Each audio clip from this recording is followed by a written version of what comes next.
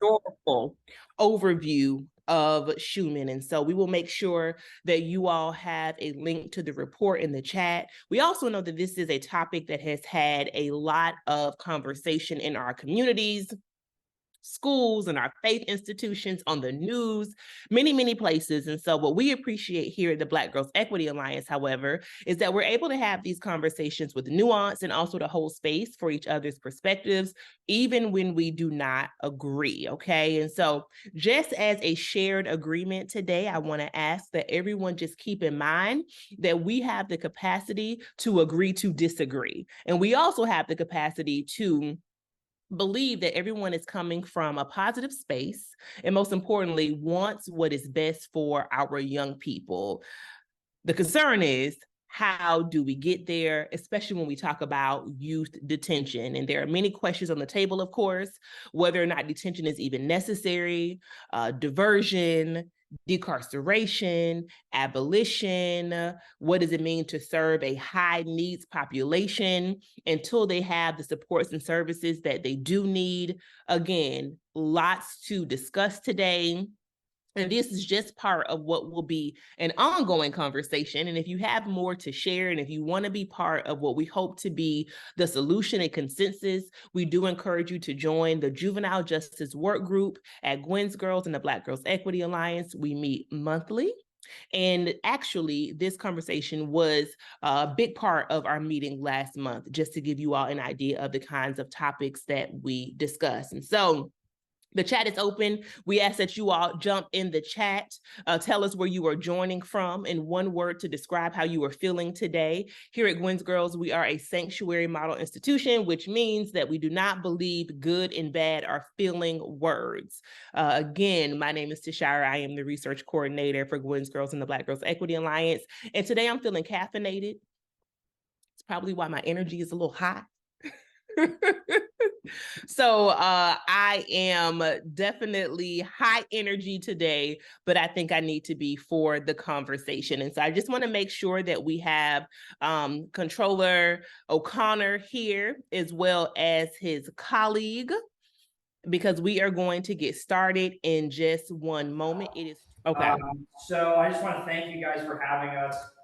Obviously, as you had mentioned prior, we had done a historical review of Shuman Center and an overview of what we think, the future of this juvenile detention center looks like, as well as other means that we should start making changes to. So we were called upon by County Council a couple of months ago to do a historic review. As we know, the Shuman Center is going to be opening this January. So what we did was a historic review, but we also put together best practices. Our office's thoughts, similar to what you had said to start, is this is sort of a Band-Aid. We need to start looking at long-term solutions, especially if we're going to be spending up to $80 million of county funds. So what types of youth justice systems do we actually want? And the conversation that we should be having outside of Shuman in this county and in this region. So first, what happened at Shuman, we'll go through the background as to the facility, which Shuman didn't meet standards, various things like that.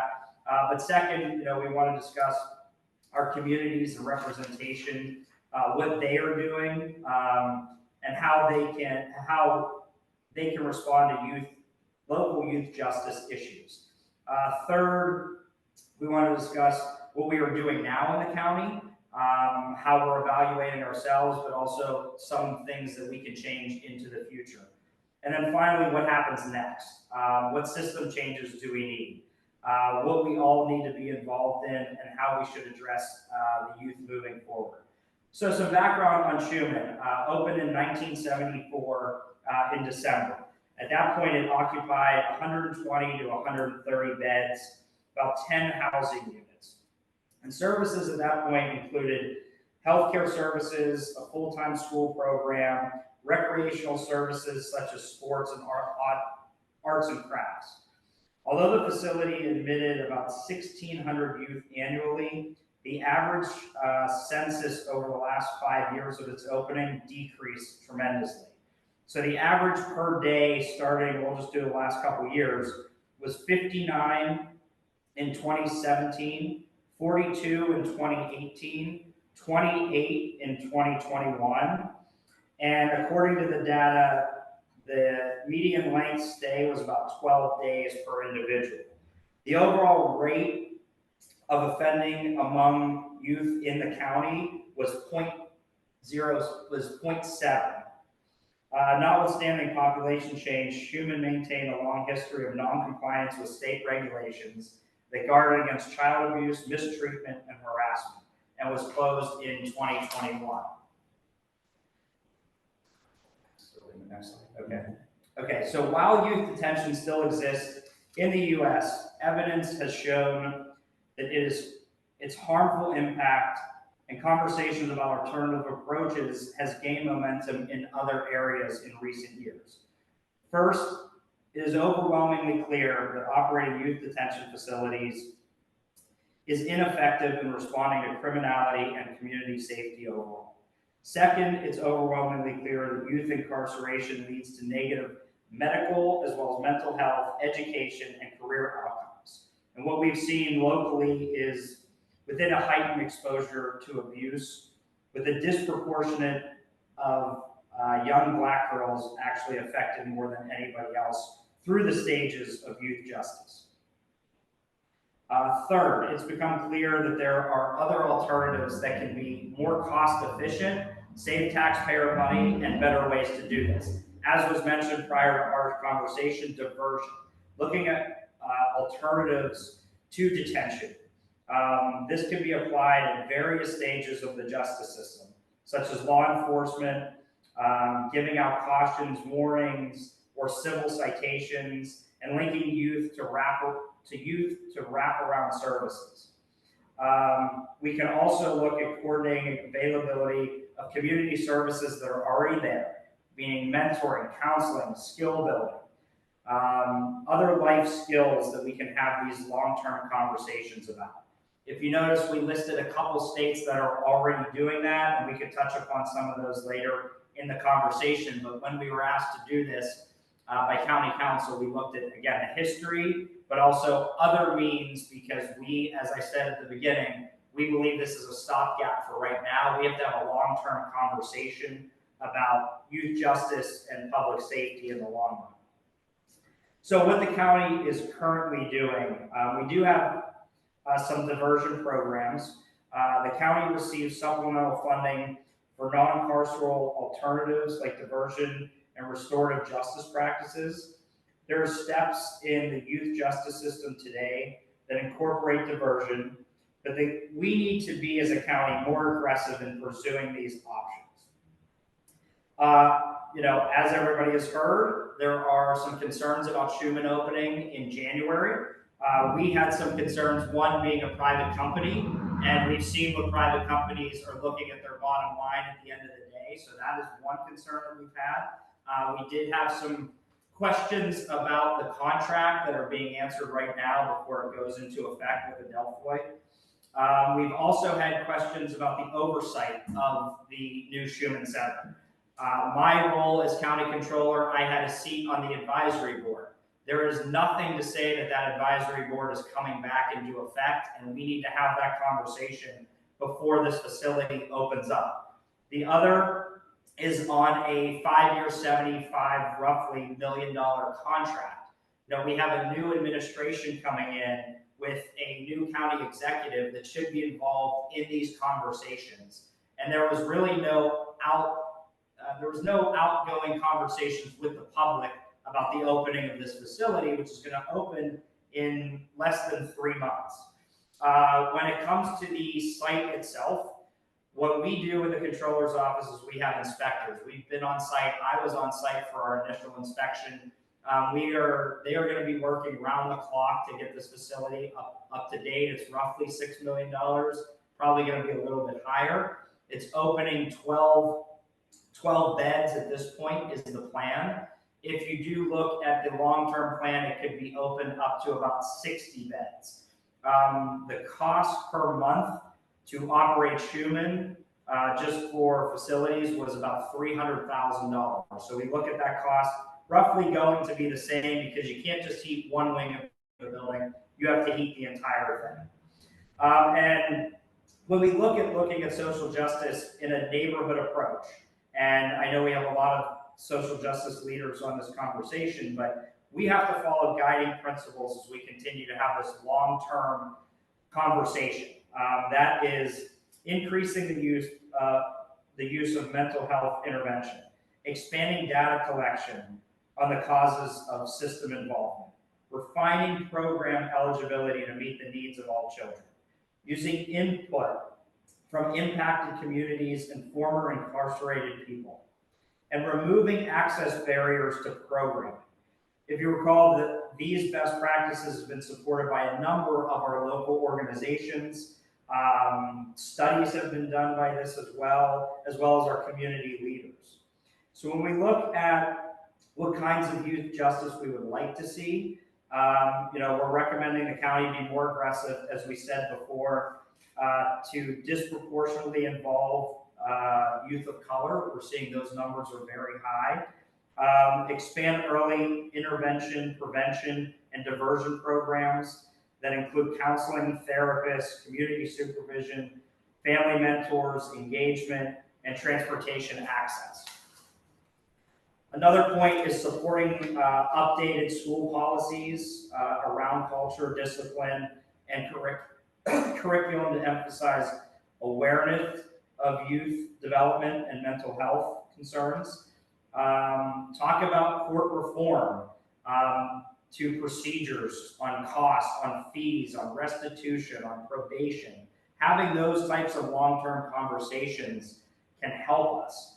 If you look at our report, there were some best practices in Connecticut that talked about school responder models. Missouri has made court changes to improve delay and delinquency hearing schedulings, implement detention center assessments. In Illinois, they made justice system interaction changes. These are some of the best practices that we've seen, where they have they are then referring to the appropriate community-based services to receive adult or peer support, skill training, mental health support. So those are some of the things that we've seen across the country when we talk about these conversations, and they turn out to be less cost to the taxpayer, but also have seen an increase in a change. And I think that's what we're here to have the conversation. The controller's office doesn't set policy in the county. That's not our job. Our job is to look at where our dollars are being spent, and are there more effective ways to do that. And I think this is a good way to have that conversation. As we know, Shuman is going to open in January.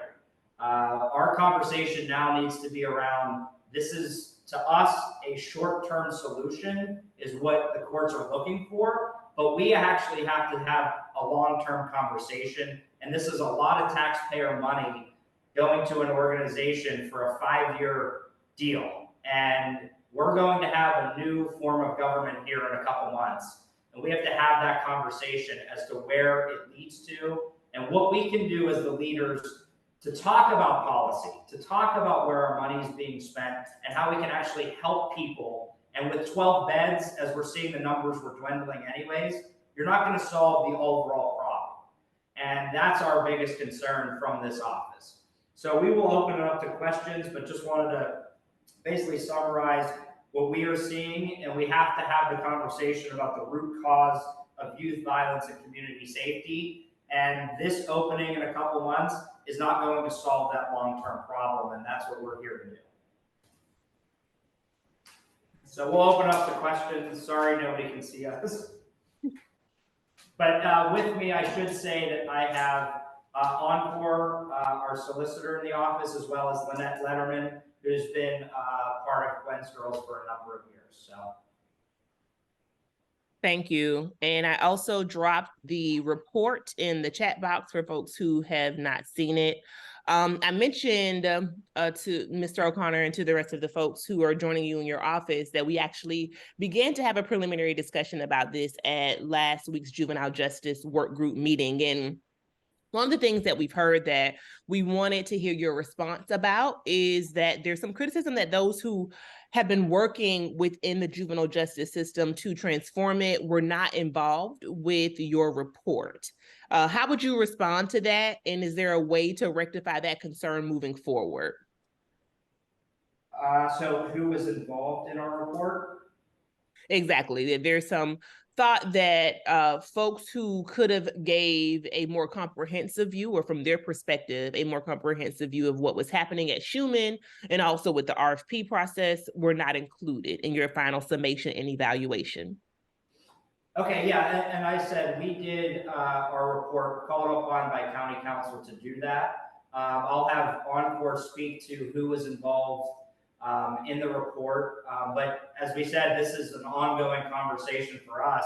And we really as we said before, it was a very rushed process, not from our standpoint, or from our standpoint it was, but that was not our ultimate call. So we wanted to get as much detailed information out as we possibly could before the opening, but hopefully we can get the advisory board back to where I will have a seat on that board and we can have long-term conversations about this. But I'll allow Ankur to jump in and say who was involved in the filing of this report. Yeah, and this is Ankur here.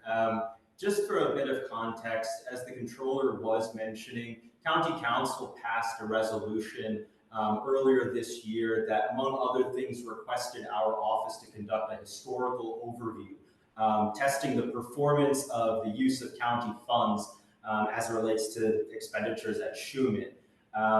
The purpose of that report was to create an advisory group, and I'm just quoting from that County Council resolution. That advisory group was supposed to be created, but to our knowledge has not been. But it was to include various members of the public community, popular community organizations, so on and so forth. And we thought that that would have been a very good opportunity for the public to hear a little bit more about the status of youth incarceration in our county. Unfortunately, like we said, that has not yet happened. But from our point of view, we did submit this historical overview to County Council. And you know, as we're talking about today, we posted it on our website and are trying to have conversations, public conversations about it so that we can raise awareness on the issue.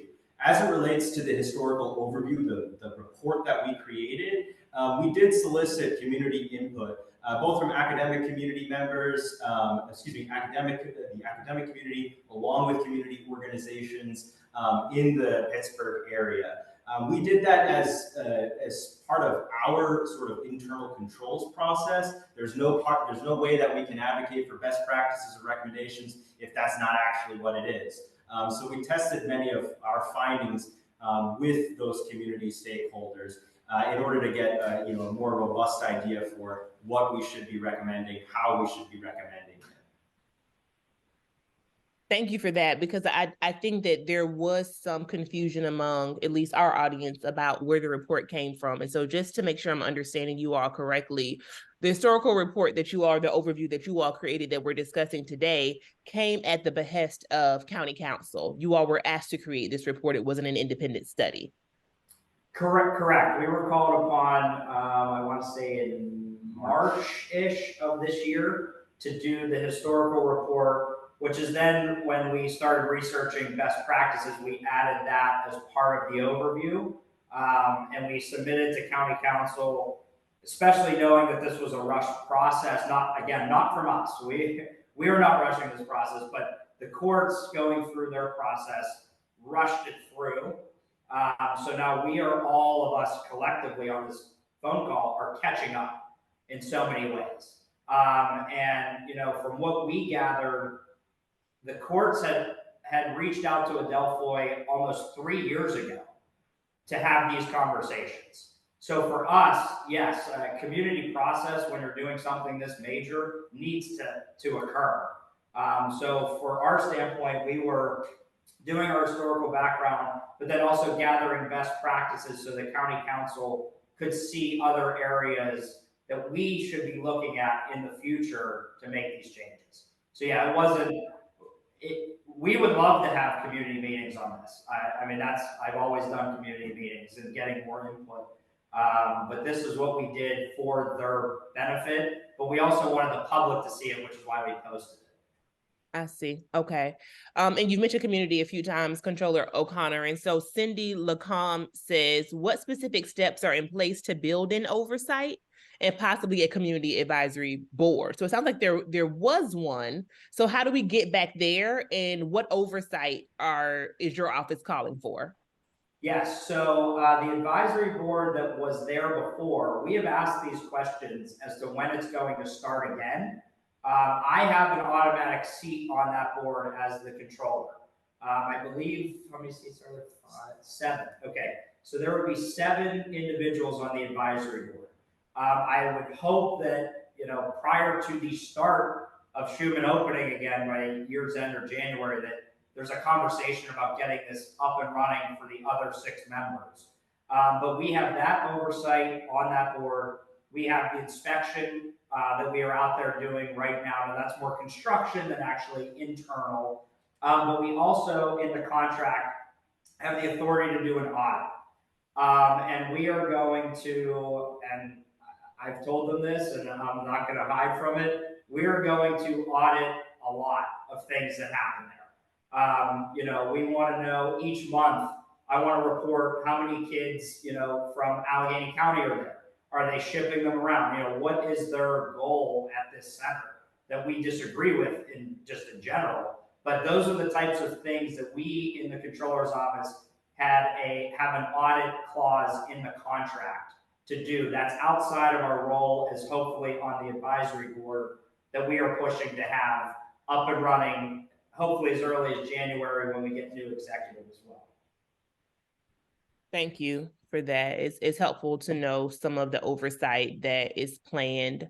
I want to get back to the report. So in the report, your office argues that the county should invest more aggressively in childcare, education, and mental health to better support young people and curtail what I would say is the perceived need for youth incarceration, my personal opinion. So what do those investments actually look like? And are there examples that you can share? I know that's a pretty big question, but so often we talk about this school to prison pipeline, and we know that we need to get started earlier, but what would that look like? Yeah, I think I can take that take this one. There's a bit of information responsive to your question in our review, but what we're really looking at are these case examples of effective ways in which we can create incentives for mental health interventions early and often. Some of those case studies in Connecticut, Ohio, and Missouri are really good examples of that illustrate at least what we talk about when we say the different contact points of the justice system. Here in our county, when Shuman operated, Shuman was primarily a pre-adjudication facility, and the most recent court data suggests that the average length of stay was 12 days. So just from that knowledge alone, it's almost impossible for a facility of any caliber to be able to provide any long-term or even meaningful therapeutic or medical and mental health supports. And so we wanted to look at the different, the other parts of the contact points of the justice system. So the moment that a child might interact with the system, we know traditionally speaking that's usually law enforcement or referral to law enforcement. And so where along those stages can we replace those traditional responses with some of the best practices that we just referred to earlier?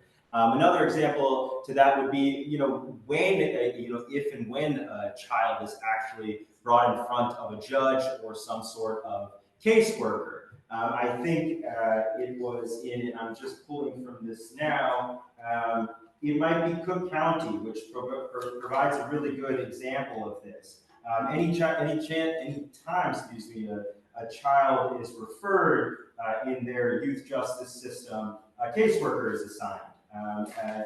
Right there, they interview the child at home in the least restrictive means possible and develops a plan with that family and for that particular case. not, completely outside of any traditional justice system response. So detention, probation, supervision, so on and so forth.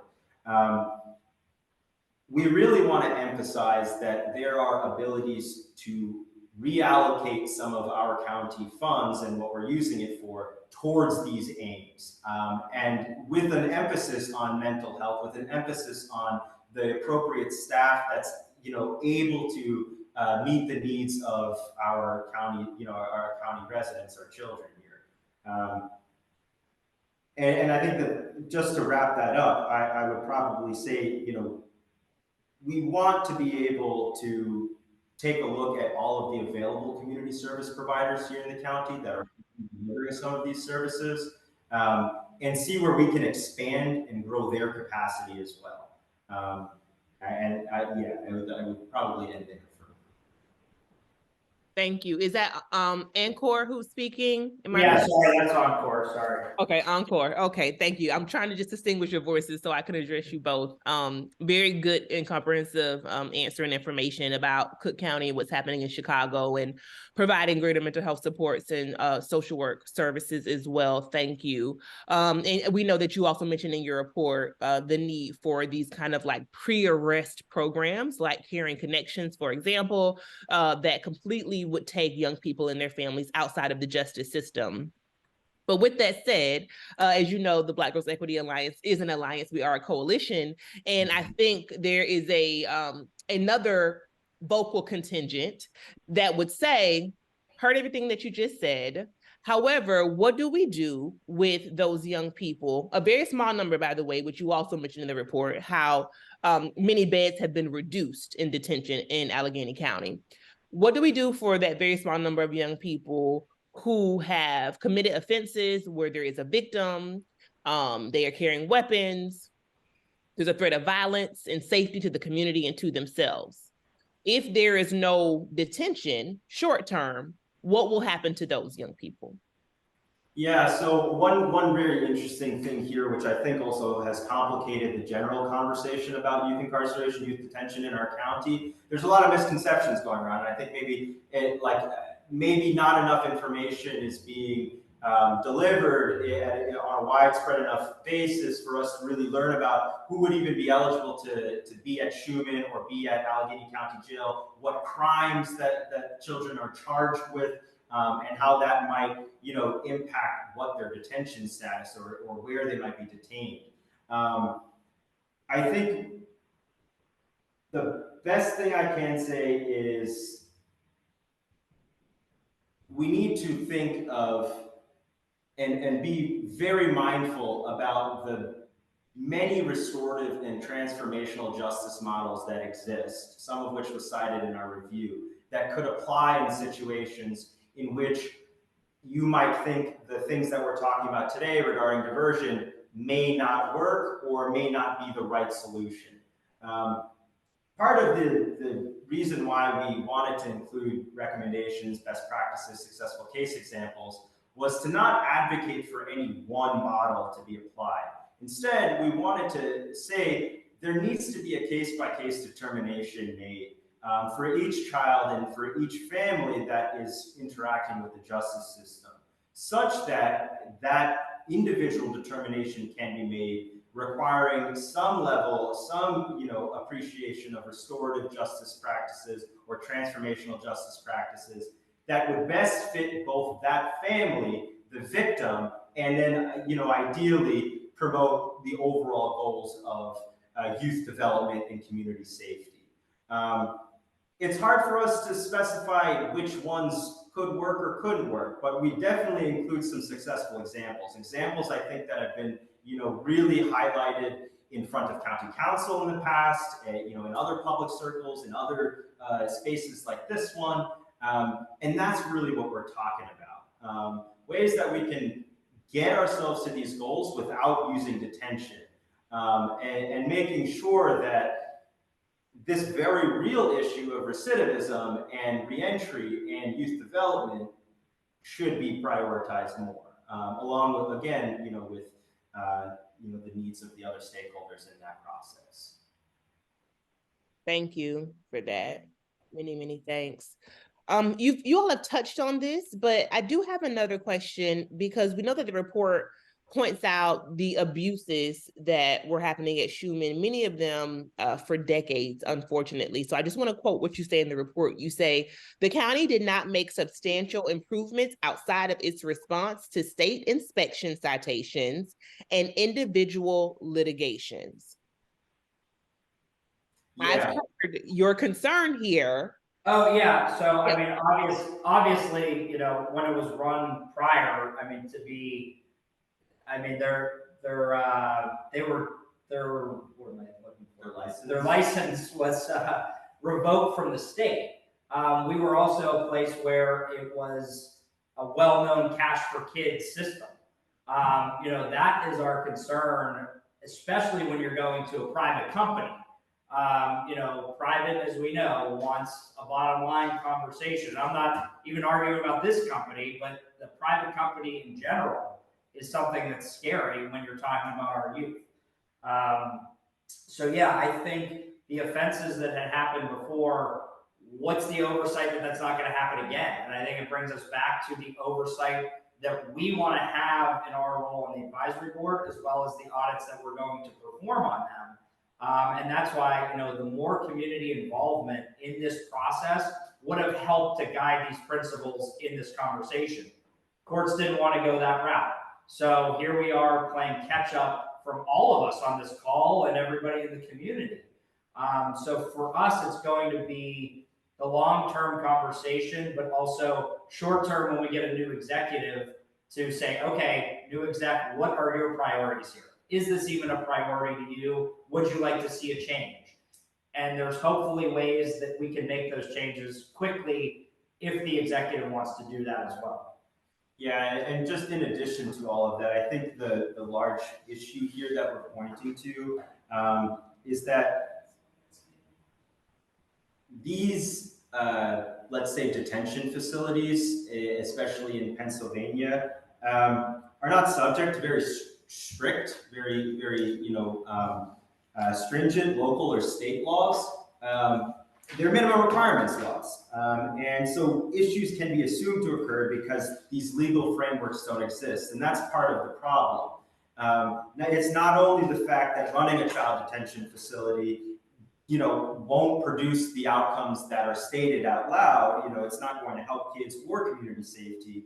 But there's no regulatory authority at present in the state of Pennsylvania or even Allegheny County that could provide that robust level of oversight and regulatory compliance to ensure the same things that happened at Shuman over the course of years won't repeat itself. And as the contract, and as this is what Controller O'Connor was referring to earlier with some of our concerns with the contract and the facility and things like that, the contract does not state some of those things. And so that's been part of our concern as well, is what can we do here now that we are finding ourselves in this new situation, and we're looking ahead, and with a lot of the past in our minds, and we're worried and concerned that this will just permeate the same issues that we see in the justice system altogether.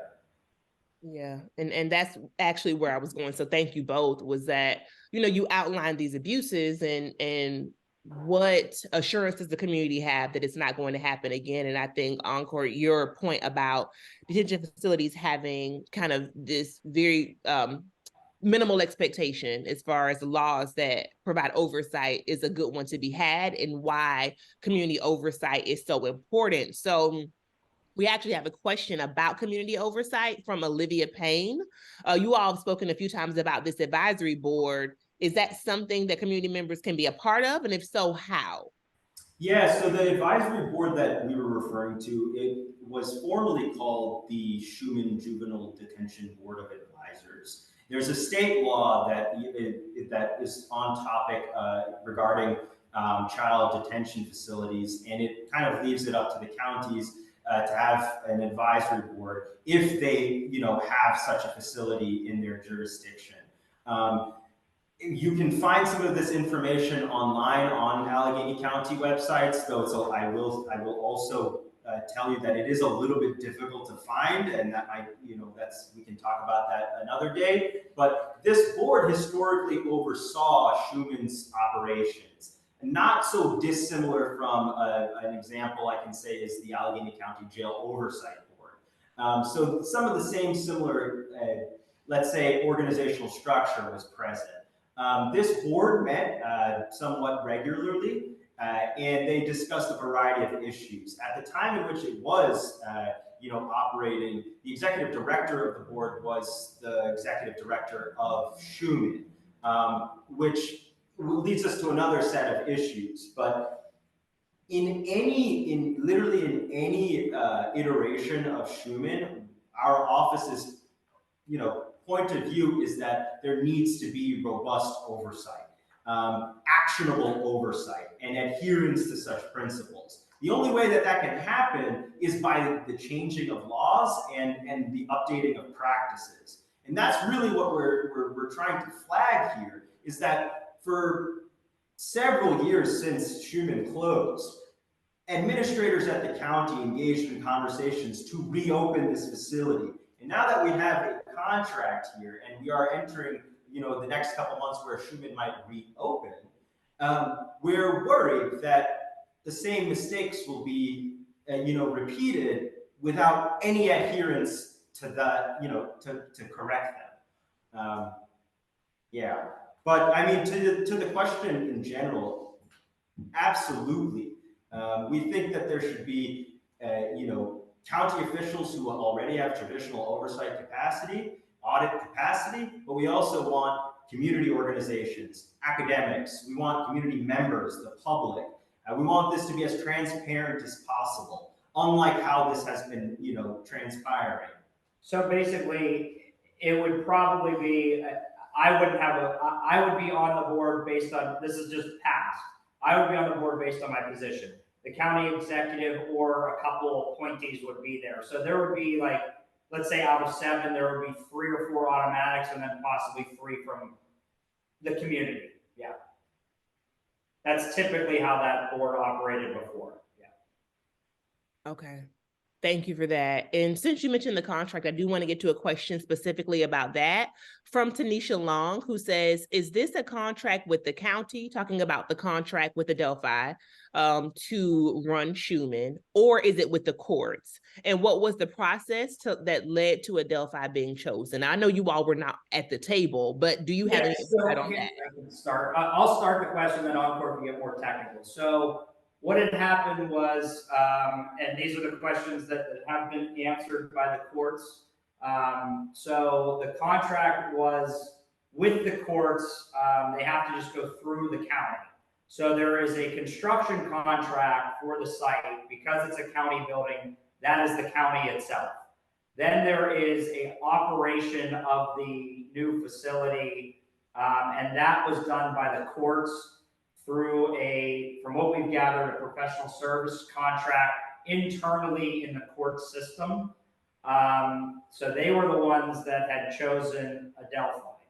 And then from there, we have asked these questions just to secure. So our job at the end of the day, by law, I mean, we are asking questions on the contract, making sure wording is in there. But after that, by law, the controller has to move a contract forward. So we have asked questions about oversight, about the technicality within the contract itself, not about our thoughts, because we don't set policy, as I said before. So Adelphi got a professional services contract directly through the courts and is just being processed through the county. The construction is a countywide contract that's separate, but as I said, our oversight there is that we have construction division that's overseeing that process right now. You want to add anything? Yeah, the only thing to add, the controller covered most of this, is just that it's a bit of a red herring to say that this is a courts contract or a county contract. That distinction is a little bit moot because it is the county. So one way or the other, the way that contracts are usually created is through the county administration, the county manager's office, and for a variety of the different departments and things like that. So it's more of a clarification of the general process than anything else.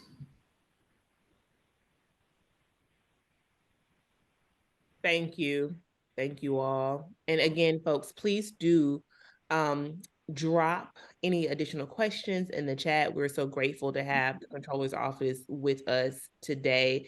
And just to kind of harken back to something that you all said, while we know you do not create policy, you have given us a report that can inform policy. And that's what we want, right? We want to create, as Ankur said, those new policies, those initiatives that can push us forward to some sort of solution here. And so I do want to have conversations that are a conversation that's very concrete about next steps. So from where you all sit, just to run it down to us again, we need to see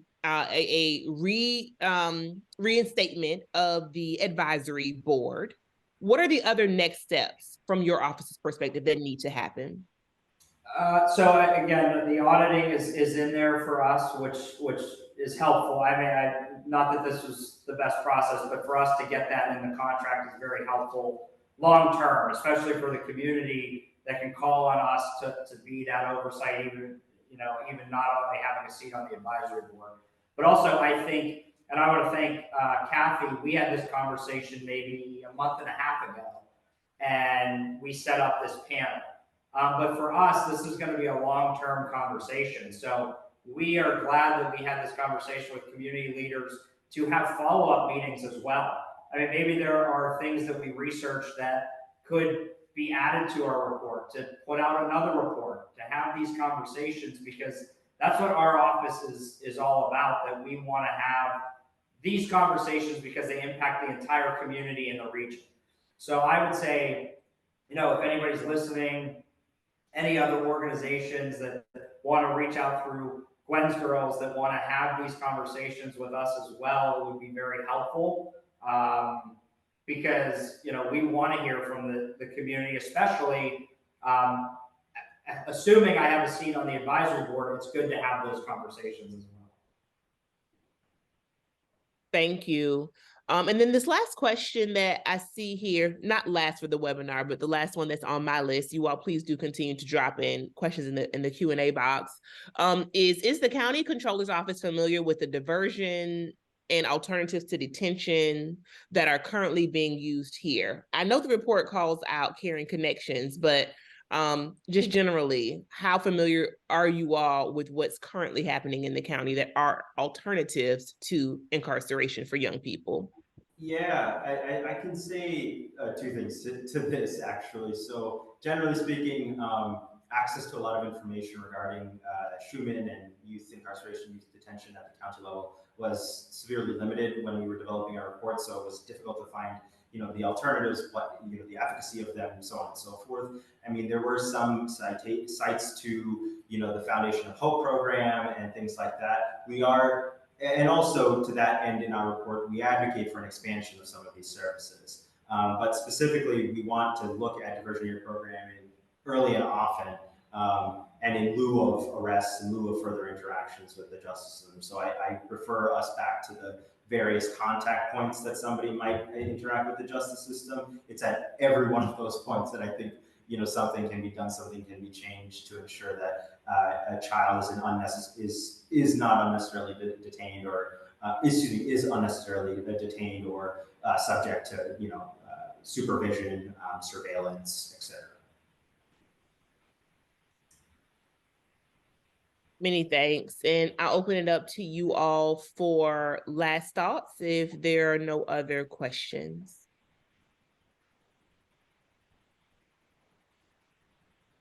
Well, first and foremost, I can just say, and we're always happy to take more questions. We're very happy to participate in a discussion like this one.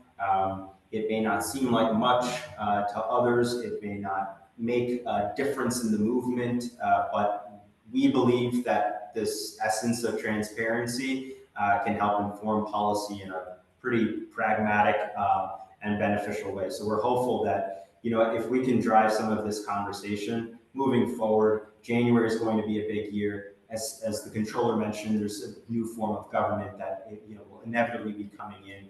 This gives us a lot of opportunity. I think this gives us some capacity for us to really fight for what we want.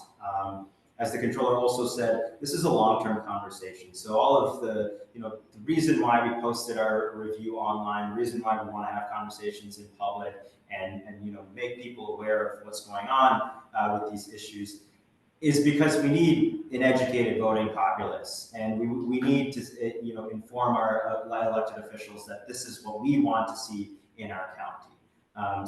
With that, I'll let the controller wrap up. But thank you for your time. Yeah, I would just say thank you for your time, and yeah, please follow up with any other questions if we couldn't get to them in time. If you guys have them, email them to us, and with whomever's contacted you. And yeah, we're just looking forward to the longer conversation. Again, this is occurring in a couple months, but our office is prepared to do what we think is going to be advisory and get as much oversight as we possibly can. Thank you for that. Two other quick questions that actually came in, you all. One was the CIS program mentioned in the report, the community. You might have broken up. Hello? I'm sorry. Can you hear me? Yes. Yeah, the what program? Sorry. CIS, so Community Intensive Supervision Program. I believe that one is out of the Juvenile Probation Office, if I'm not mistaken. Yeah, so I don't believe that we very explicitly mention it, but it is sort of, it was part of our research in the sections regarding probation versus diversionary programming. That's an interesting question. I think much of what we think about probation is well said in the review, and we'll probably refer to that. We don't believe that diversion should occur through probation due to the many deleterious, the harmful effects that probation has that are equivalent to detention, or excuse me, comparable to detention. Thank you for that concise answer. And then Cindy Lacombe, to wrap us up, says, are there plans to intentionally include youth as part of any oversight efforts coming from your office? Oh, absolutely. I think this actually highlights one of the biggest recommendations that we could have proposed is the continual aligning of input, with formerly incarcerated people, impacted communities, their families, so on and so forth. That's one of the only anecdotal ways that we can really contextualize and humanize the issues that are with our justice system. It's funny because our justice system is made up of people like any other system, but it perhaps is subject to the most dehumanizing of treatment against humans, right? So you're trying to reframe this conversation and put, a face, a person, put a human to this, contextualizing this. I think that's absolutely right. Many thanks to you both. And we like to say, once a Gwen's girl, always a Gwen's girl. So now the controller's office, that you all are Gwen's girls. And thank you. Glad to be there. We're good. Yeah, thank you. Exactly. Many thanks. You all are definitely welcome. And speaking of being welcome, I do want to point out that we just placed in the chat the registration to join our juvenile justice work group. As we've heard today, things are rolling out in January. We do not have a lot of time to galvanize and to ensure that everyone's voices are being heard. We would love to have you to be a part of the solution. We believe that a problem does not exist without a solution, and that while we know structural inequities exist, it is up to us to determine what the solution is. And so, based upon what you've heard here today, if you have a grain of sand to put on the scale of justice, then please join us in our juvenile justice work group meetings that occur monthly, co-convened by Kimberly Booth and also Dr. Sarah Goodkind. The next meeting is going to be November 16th. So mark your calendars. Again, many thanks to everyone who joined us today, and let's make sure we keep this conversation going.